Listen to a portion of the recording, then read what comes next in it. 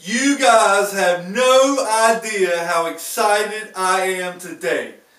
For months and months and months, we have been talking about why we are the premier fantasy football league in the country. And today is proof and just another reason why that's the case. We've got great competitors, we've got great GMs, we got great teams, we make great videos, we got the best league name in the history of the world. And today, as you can see, we have a special guest with us. It's our namesake. It's the reason we do what we do.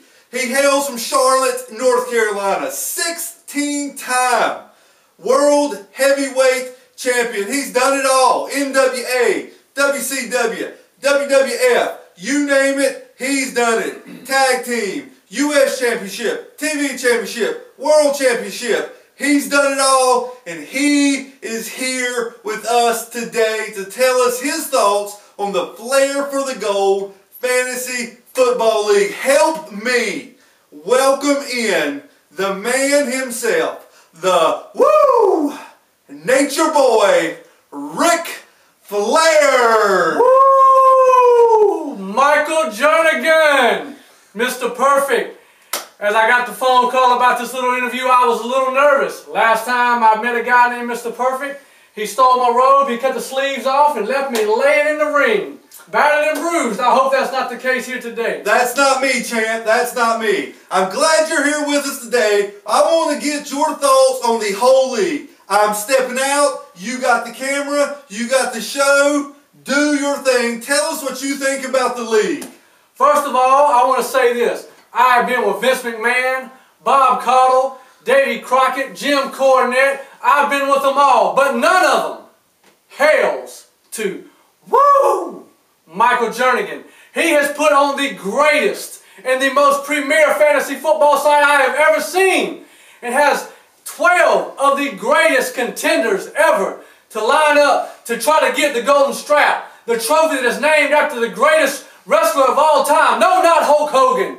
No, not Bret Hart. No, not Shawn Michaels, but the 16-time world heavyweight champion myself, Ric Flair. As I go through the league, I look at the namesakes you got. You got a Tatanka, you got a Jerichoholics.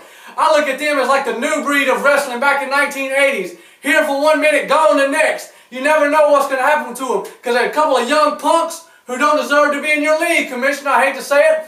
Then you've got Mr. Wonderful, Paul Orndorff. Man, a great competitor in the ring, a great guy outside of the ring. But Josh Moses, if you're going to keep the name Mr. Wonderful, please do something other than get beat like a drum week after week. Then we got Mr. Perfect, the guy who's running the organization. And I will tell you this, Mr. Perfect, Michael Jernigan, Vince McMahon, Jim Cornette, in Impact, none of them hold a candle to what you're doing here. The Nature Boy is so impressed. Week after week, I love listening to the Commissioner's reports because he has the greatest organization. Now we go down the list. I hear there's a Mexican Japan wrestler named Mo-Man. Mo-Man. I used to fight in New Japan Wrestling all the time and beat guys like you to a pulp week after week. Listen, son, I don't know where you're at lately. I don't know where you've been. But if you want to be a 16-time champion like the greatest wrestler of all time, you can't show up 1 week and leave the next. You've got to stay consistent. Right now your game is pathetic. I heard that you got the Blue Ribbon Trading Award. For what? Being the worst trader of all time? Son, you could be sitting at the top of the list. But you're down in the outhouse. You're like what Arn Anderson says. When you're behind somebody, the view never changes. Speaking of Arn Anderson, you got a guy by the name of the Enforcer in the league. Enforcer. I know Arn Anderson. He's my cousin, my best friend in the world.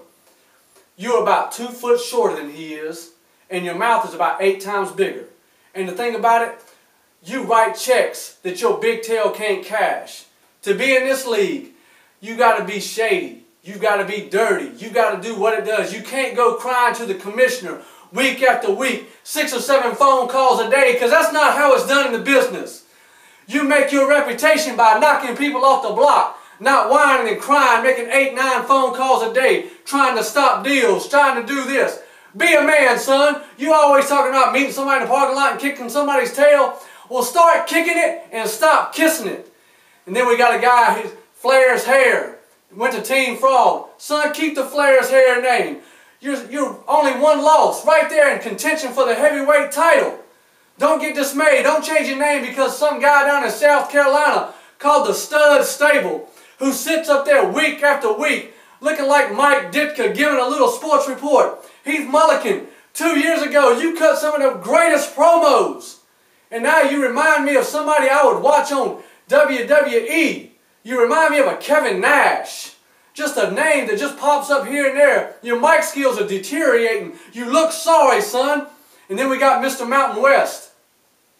Last time I seen him, he looked like me when I came back to Greenville, South Carolina, with the Four Horsemen reunion, but said he was crying and all this because he won one little game after taking beating after beating. You may be the best player south of the Mississippi, west of the Mississippi, north of the Mississippi, but you are in my league. Woo! The Ric Flair league. And son, you need to come correct week after week. Then you got Big Chief Wahoo, Scott Simmons. Now Simmons, I traveled the road with Wahoo McDaniel week after week. California to Atlanta to South Carolina. We've been to Mexico and more clubs than Plaxico. Son, what has happened to you? I see you come on week after week. Well, well, well. And then you got your little daughter in there. Son, please. And all due respect for the late, great Ed, Big Chief Wahoo McDaniel, step your game up. Do something versatile. Do something crazy. Make a trade. Make something happen. And then last but not least, we got who I think, to me, Mr. Commissioner, Mr. Perfect, is probably your greatest asset in the league. He is the one and only, the great Icon. Now, Icon, I'm going to tell you this. You come out a couple weeks here and there, and you put on some great promos, you're running about 500. But let me tell you something, son.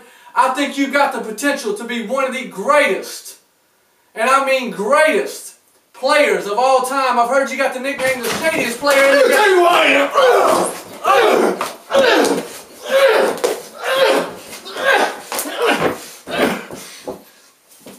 My name's Mo Man. When it's all said and done, I'm 1-7. When it's all said and done, Mo Man will win this whole thing.